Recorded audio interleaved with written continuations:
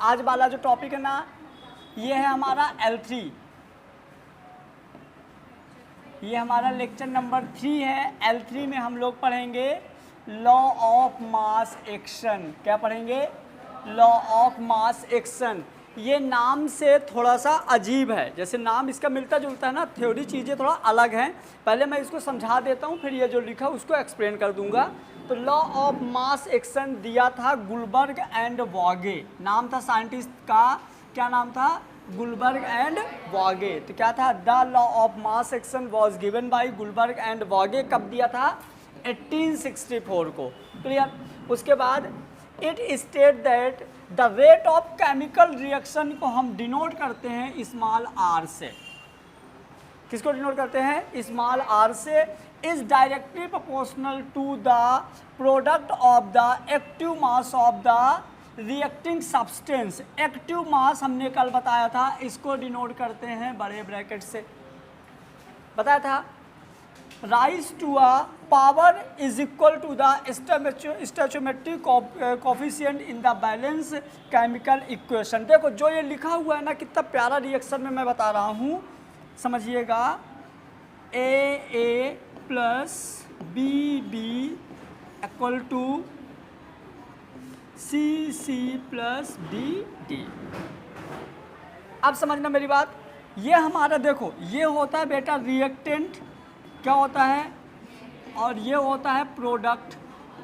क्या होता है? प्रोडक्ट। इसमें बोला गया है rate of the chemical reaction is directly proportional to the. तो rate of the chemical reaction को हम डिनोट करेंगे स्मॉल आर से। स्मॉल आर डायरेक्टली प्रोपोर्शनल ये होता है, डायरेक्टली प्रोपोर्शनल ये है।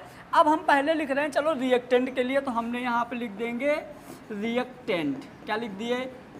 मान लो रिएक्टेंट X था, या तो मान लो रिएक्टेंट M था, तो हमने यहाँ पे पावर लगा दिया M। रिएक्टेंट से प्रोडक्ट बनेगा तो ये होगा R फॉरवर्ड। क्या होगा? R forward. तो ये हमारा हो जाएगा R forward directly proportional to reactant. क्या है? पहले A है कि पावर A, फिर B है कि पावर B। आएगा समझ में? अब एक काम करो, R फॉरवर्ड है ना, तो इसको ऐसा कर दो, R फॉरवर्ड, ये प्रोपोर्शनल हटेगा तो आ जाएगा कांस्टेंट, लेकिन फॉरवर्ड A की पावर A और B की पावर B। समझ में आ गया कि नहीं? नहीं आया? नहीं आया? रुको, आएगा।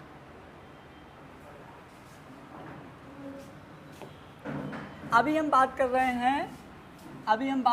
हैं रेट ऑफ रिएक्शन। हम डिनोट करेंगे इसको स्मॉल आर से। किससे? स्मॉल आर से। आओ हम एक समझने के लिए एग्जांपल ले लेते हैं। A plus B equal to C plus D. ये रिएक्शन समझ में आ गई? पक्का। अब हमको बताइए कौन सा रिएक्टेंट है, कौन सा प्रोडक्ट है? ये वाला हमारा क्या है? ये वाला क्या है? प्रोडक्ट। डायरेक्टली प्रोपोर्शनल का मतलब समझते हो? डायरेक्टली प्रोपोर्शनल मतलब, तो देखो ये हो जाएगा रेट ऑफ रिएक्शन, मतलब कि रेट ऑफ रिएक्शन। तो ये हमारा रिएक्टेंट है, तो R डायरेक्टली प्रोपोर्शनल टू ये हो जाएगा क्या? रिएक्टेंट। तो हो जाएगा R। अब सुनो, यहाँ पे मैं एक चीज़ और लगा रहा हूँ, ये हमारी रिएक्शन इससे ये बना रही है, मतलब कि ये रिएक्टेंट जब प्रोडक्ट बनाता है तो हम इसको बोलते हैं R फॉरवर्ड रिएक्शन। क्या बोलेंगे? तो हमने यहाँ पे लिख दिए R forward reaction. R forward reaction directly proportional to the reactant क्या है? A और B। A की पावर A, B की पावर B। अब आगे समझना, rate of reaction is directly proportional to the concentration of reactant. यही होता है हमारा लॉ ऑफ मास एक्शन।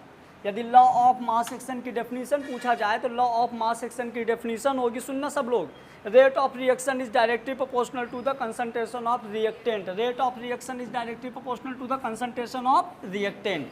सुनना मेरी बात, मैं चेंज कर रहा हूँ definition. Rate of reaction is directly proportional to the active mass of reactant. बात तो बराबर है? चाहे आप कंसंट्रेशन बोलो चाहे एक्टिव मास पूछो बोलो, क्योंकि दोनों तो सेम है। क्लियर।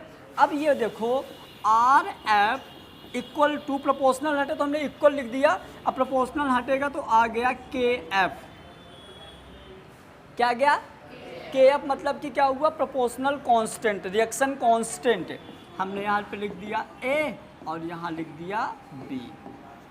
इक्वेशन फर्स्ट ये है हमारी। क्लियर। सेकंड इक्वेशन हम बनाएंगे। सेकंड इक्वेशन हमारा R backward is directly proportional to the product. तो बैकवर्ड हमारा किसके हो जाएगा? प्रोडक्ट के डायरेक्टली प्रोपोर्शनल। बैकवर्ड के लिए हम बी से लगाएंगे तो आर बी, प्रोपोर्शनल हटे तो क्या आएगा बोलो? के बी। क्या आ जाएगा यहाँ पे? जैसे के फॉरवर्ड आया था तो यहाँ पे आ जाएगा के बैकवर्ड सी डी। इक्वेशन 2। अब पता है यदि हम इक्विलिब्रियम की बात करते हैं तो स्पेशल केस इक्विलिब्रियम के लिए हमेशा R forward equal to R backward होता है।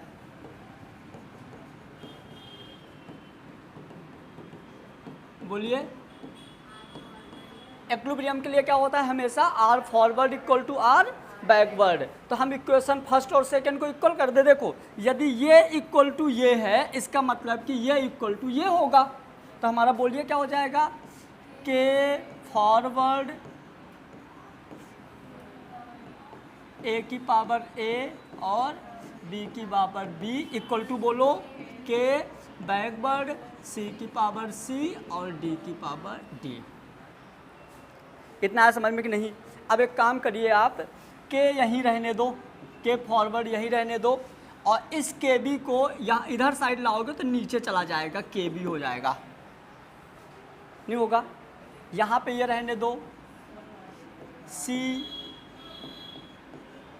डी, ये ए और बी इधर अपॉन में चला जाएगा, क्रॉस मल्टीप्लाई ऐसे ही होता है। ये हो जाएगा ए और ये हो जाएगा बी।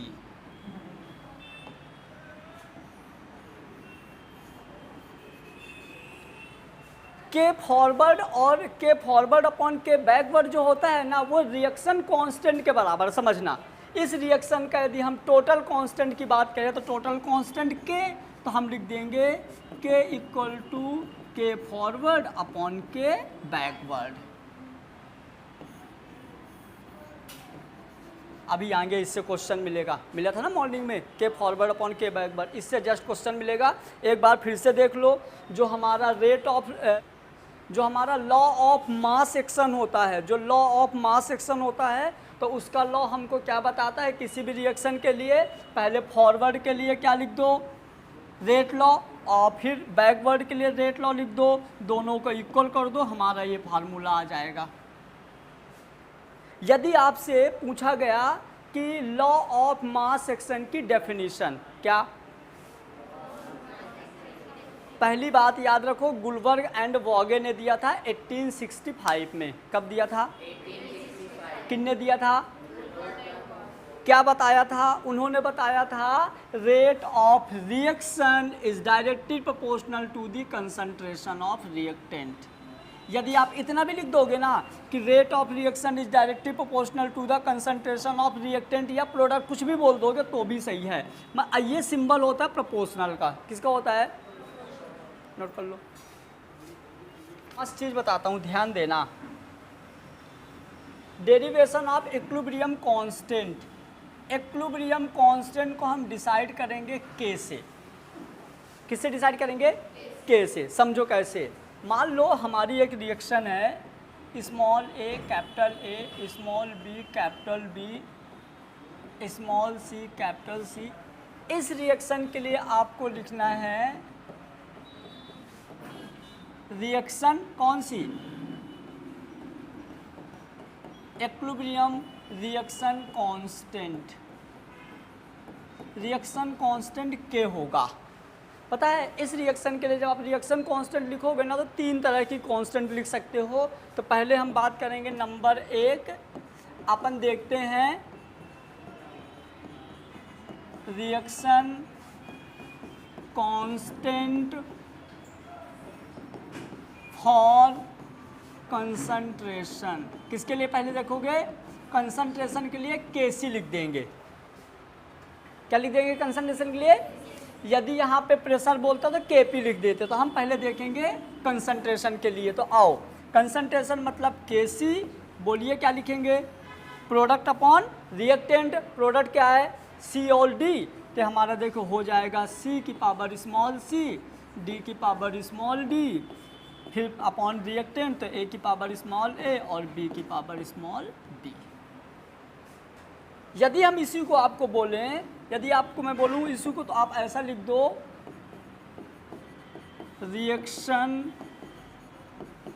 कांस्टेंट फॉर प्रेशर, तो आप इसको क्या लिखोगे, Kp, क्या लिखोगे, तो यहाँ पे आपका Kp इक्वल टू हो जाएगा पहले किसका, प्रोडक्ट का, फिर रिएक्टेंट का। देखो Kp कैसा लिखोगे, ये C है ना, तो पहले आप बड़ा सा बना दो P, फिर यहाँ लिखो C, फिर इसका पावर होगा C, समझ गए। D के लिए क्या लिखोगे बोलो, पहले बना दो P, यहाँ बड़ा सा D, फिर इसका पावर स्मॉल d, बोलो A क्या लिखोगे, P A इसका पावर A, फिर P B इसका पावर P। आपके चैप्टर में ये जो क्वेश्चन है ना, हर साल एक क्वेश्चन आता है Kc और Kp के बारे में पूछता है। चलो एक चीज़ और अपन देखते हैं, यदि आपसे ये पूछे, तीसरा नंबर एक और मैं बात करता हूँ, यदि आपसे पूछ दिया तीसरा number, reaction constant for mole fraction, किसकी बात करेगा, मोल फ्रैक्शन को हम x से डिनोट करते हैं, किससे करते हैं, x से, तो रिएक्शन कांस्टेंट हो जाएगा Kx, क्या हो जाएगा, कुछ नहीं करना, बहुत इजी है, तो Kx इक्वल टू हो जाएगा, देखो Kx इक्वल टू हो जाएगा क्या, पहले लिख दो x और c की पावर c, बोलो क्या लिखेंगे, x d की पावर d, a के लिए क्या लिखोगे, x a की पावर a, फिर बोलो x b की पावर b। याद रखना बिल्कुल टफ नहीं है। तो इस तरह से आप किसी एक सिंगल रिएक्शन के लिए आप तीन चीज़ें लिख सकते हो, Kc भी लिख सकते हो, Kp भी लिख सकते हो और Kx भी लिख सकते हो। बस आपको ये याद रखना है कि सिर्फ C वाले में बड़ा ब्रैकेट लगाओगे, बाकी नॉर्मल लिख दोगे। सिर्फ C में क्या लगाना है, बड़ा ब्रैकेट, बाकी क्या लिख दोगे, नॉर्मल। पक्का, इसका भी फोटो खींच दो। समझ में आ गया कि नहीं, पक्का आ गया ना, ठीक है। P Kp के लिए हम P बोलेंगे बेटा, जहाँ प्रेशर आएगा ना, तो प्रेशर का पहला वर्ड P है ना, इसलिए हम P निकाल लिए।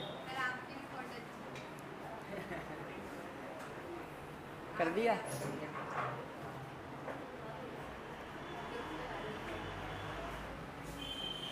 अब मैं एक एग्जांपल दे रहा हूँ आपको, उसके Kp और Kc लिखना है। एक एग्जांपल दे रहा हूँ, आप उसका Kp और Kc लिख के बताओ।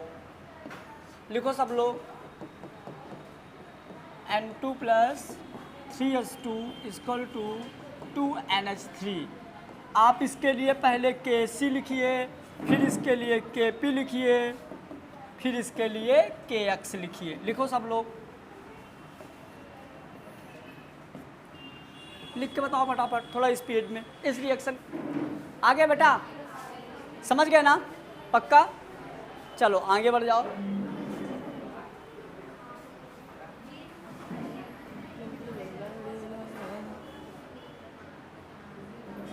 कोई तो सुन लो, हेलो, मेरे को एक बात बताओ, आप लोगों ने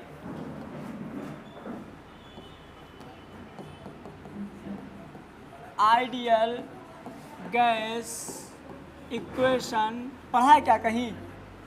ideal gas equation PV = nRT, PV = nRT नहीं पढ़े हो? नहीं पढ़े तो आप पढ़ लो। PV = nRT होता है आइडियल गैस इक्वेशन। क्या होती है? चलिए अब इधर देख लो, है ना। PV = nRT क्या होता है? Ideal gas equation. समझना, मैं इसमें कुछ चेंजिंग कर रहा हूँ और अभी जो बताऊँगा बहुत इंपॉर्टेंट हो जाएगा। तो यदि PV = nRT है तो हम P = n/VRT किस किस को लगता है नहीं लिख सकते? कैसे लिखे बताओ? अरे यार समझ ही नहीं आया। मतलब v को इसके नीचे लेके चले गए? पक्का? ठीक है, हाँ जी, ला दो,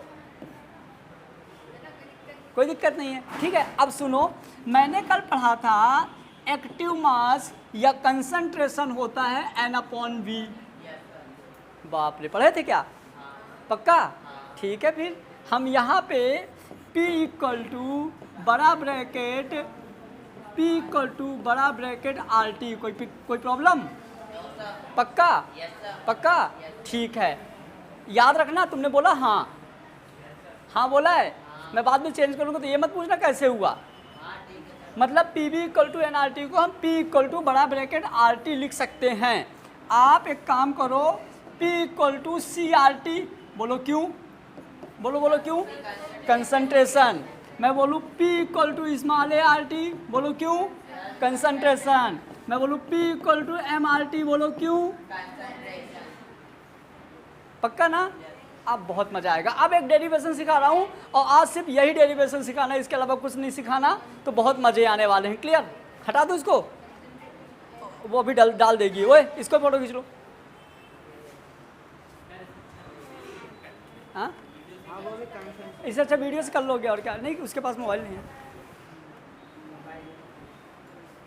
तुम अभी आज ही नोट कर लेना, अभी डाल ही दूंगा मैं, ठीक है? हाँ, यहीं पे बैठ मेरा मोबाइल ले लेना, उसी में नोट कर लेना।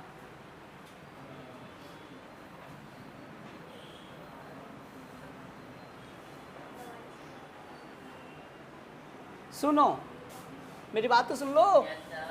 दिस इज ब्रह्मा, मतलब ये एक ऐसा पॉइंट है, एक ऐसा टॉपिक है जो नीट में हर साल आता है।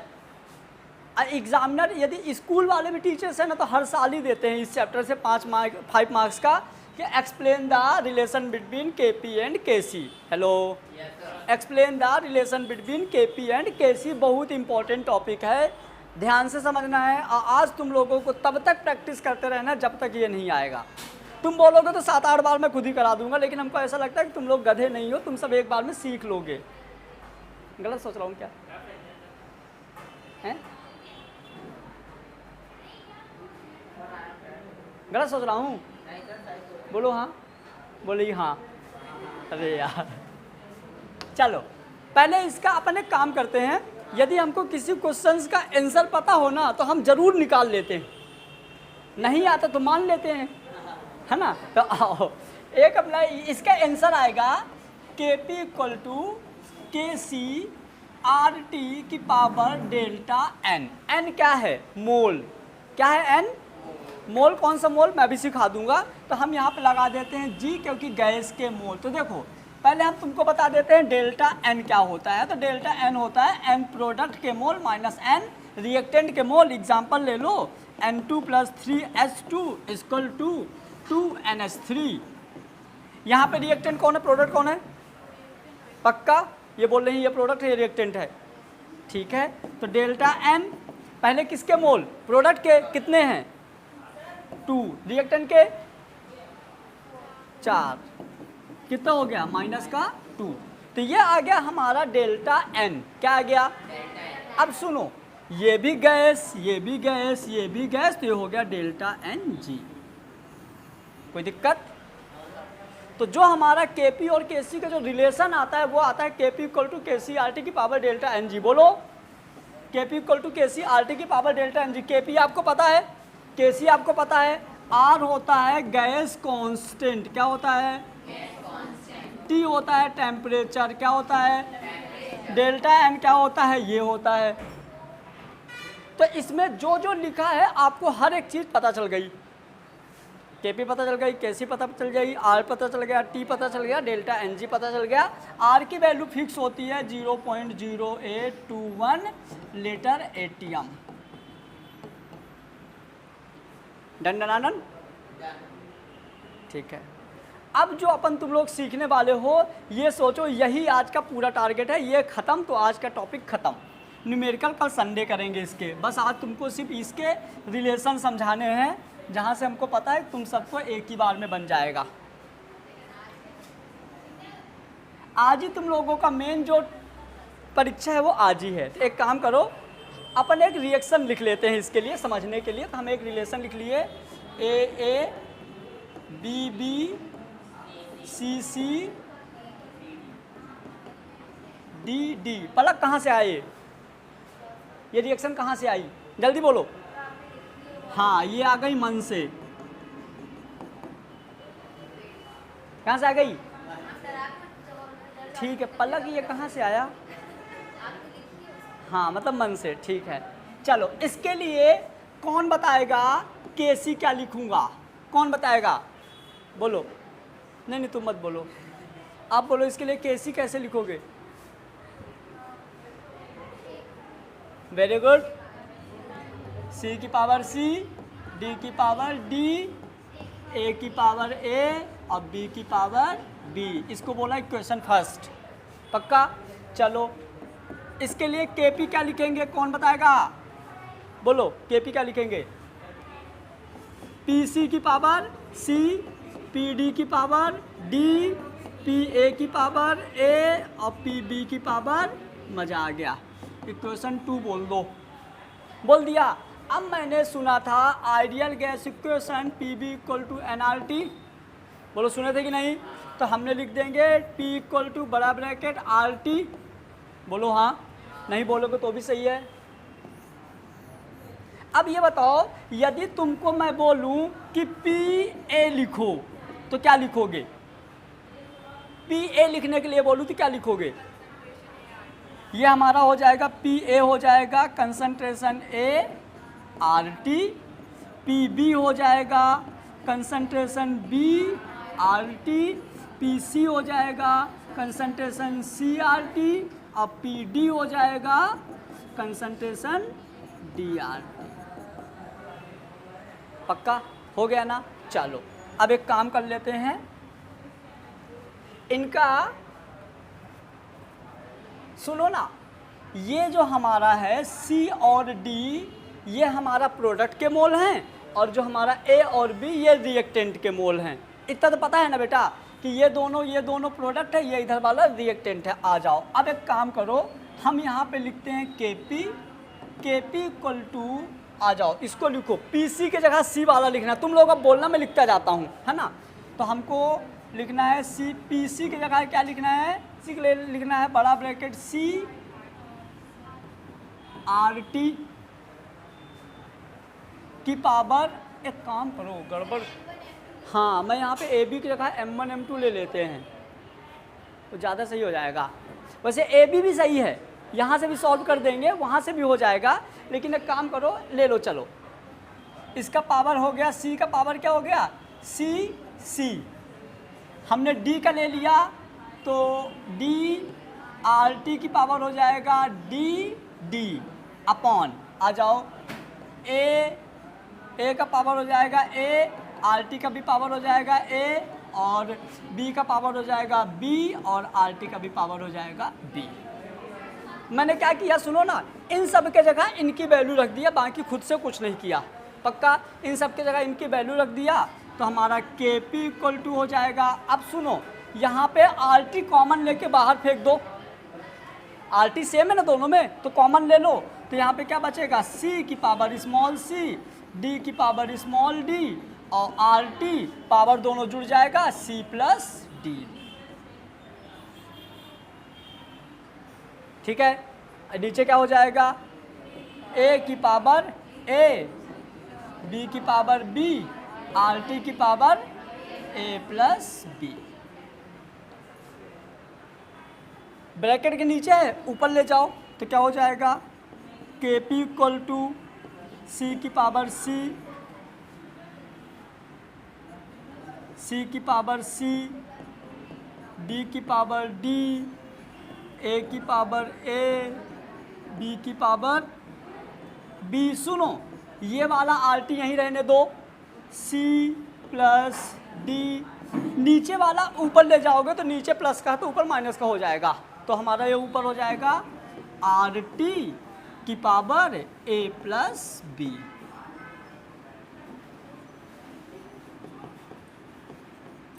पक्का? यहाँ से RT कॉमन ले लोगे तो बचेगा CD माइनस AB। क्या बचेगा, C D minus A B, मतलब कि प्रोडक्ट के मोल माइनस रिएक्टेंट के मोल। हाँ तो ये नहीं, ये नीचे आर टी है ना, तो ये ऊपर जाएगा तो ये यहाँ पे माइनस में आ जाता है, चेंज हो जाता है ना। तो ये हो जाएगा हमारा, देखो ये हो जाएगा K P equal to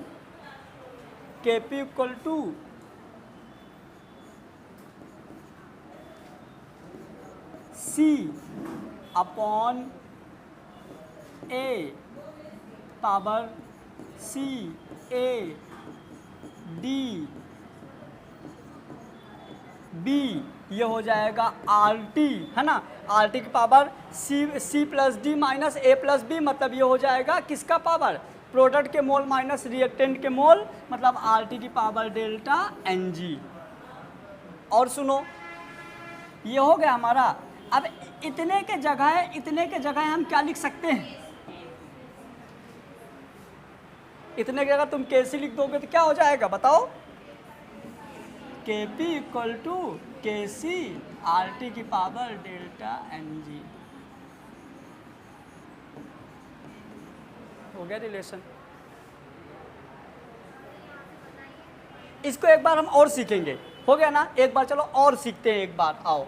and के सी, के पी और के सी में रिलेशन, हमको डायरेक्ट आंसर याद है, पहले आंसर लिख देते हैं। बोलो क्या था आंसर, के पी इक्वल टू के सी, के पी इक्वल टू के सी आर टी की पावर डेल एन जी। समझ गए डेल्टा एन जी क्या है, ये भी देख लो एक बार, आ जाओ। मान लो हमारा रिएक्शन है M1A plus M2B equal to N1C plus N2D। हमने लिख दिया इनके मोल, क्या लिख दिया, मोल। आओ इसके लिए अब आप यदि डेल्टा एन जी लिखोगे तो डेल्टा एन जी क्या हो जाएगा, N product minus N reactant. Product के मोल कितने हैं, N1 plus N2 minus M1 plus, clear हुआ, मतलब ये हमारा हो जाएगा डेल्टा एन जी। मतलब डेल्टा एन जी की जगह जब भी आएगा तो हम ये लिख देंगे, पक्का। अब इस रिएक्शन के लिए चलो अपन इस रिएक्शन के लिए क्या लिखते हैं, इस रिएक्शन के लिए लिखते हैं Kp और Kc। क्या लिखें, Kp और Kc। बताओ क्या लिखोगे, पहले Kc लिखो, C की पावर N1 D की पावर N2, पक्का। कैसे लिखे,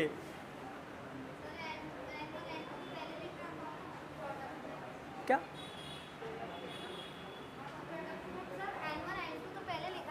हाँ तो पहले तो ऊपर, अरे माता जो सामने रहता है ना वो पावर जाता है, जो सामने लिखा रहता है क्या होता है, पावर होता है, ठीक है। फिर यहाँ पे A की पावर M1 और B की पावर M2, क्लियर। हम इसी के लिए क्या लिखेंगे, Kp, बोलो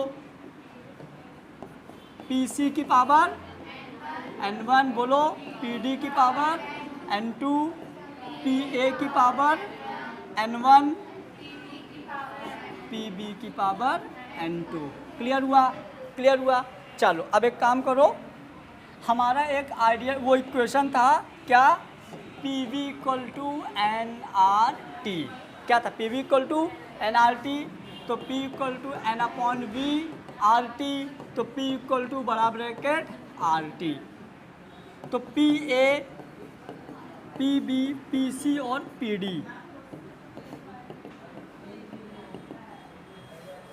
क्या लिखेंगे, Pa के लिए बड़ा ब्रैकेट A आर टी, बड़ा ब्रैकेट B आर टी, बड़ा ब्रैकेट C आर टी, बड़ा bracket D R T. R T का भी सेम, ये तो पूरे का एक साथ पावर रहेगा ना, क्योंकि देखो ये क्या है, इसका पूरे का पावर, तो इसकी जगह हम लिखेंगे फिर पावर लगाएंगे। आओ तो ये देखो ऐसा, पहले आओ हम Kp एक बार फिर से लिख देते हैं इसी रिएक्शन के लिए, तो सही रहेगा थोड़ा सा। बोलो Kp क्या था, Pc की पावर N1, Pd की पावर N2, Pa की पावर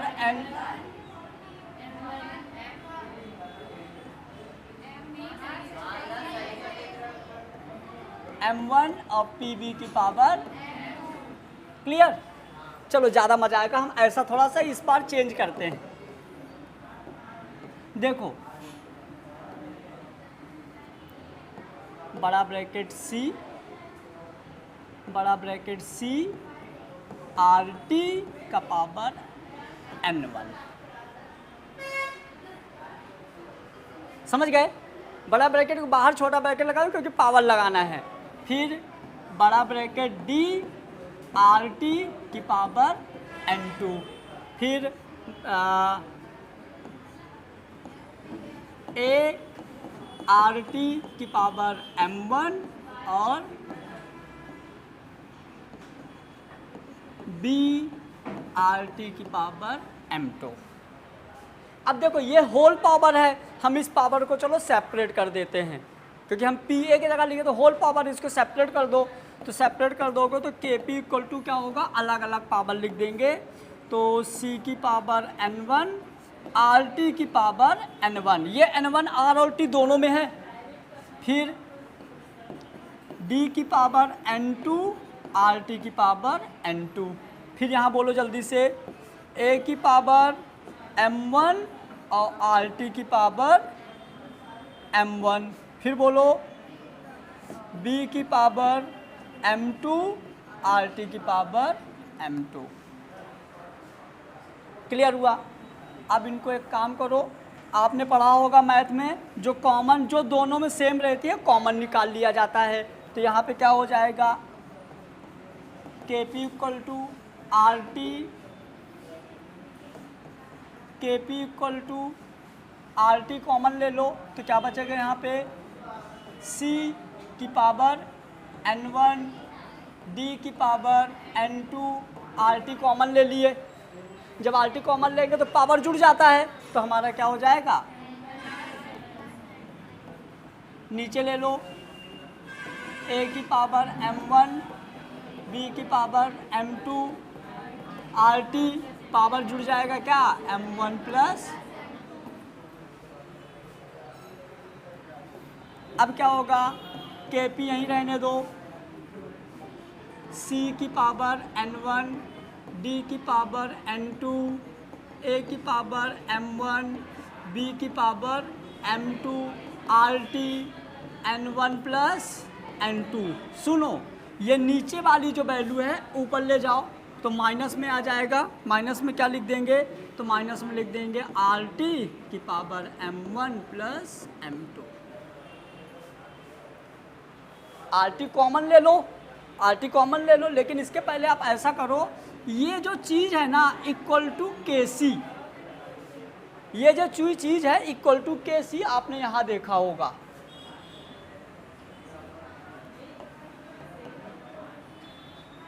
किसके इक्वल है, के सी का। तो हम क्या करेंगे, यहाँ पे इसके जगह लिख देंगे के सी, तो हमारा ये हो जाएगा के पी इक्वल टू के सी, आर टी कॉमन ले लिए तो पावर हमारा बचा क्या, n1 प्लस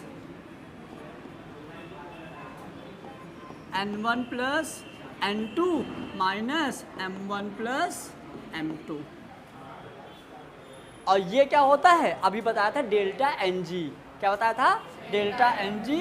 तो के पी इक्वल टू हो जाएगा के सी आर टी की पावर डेल्टा।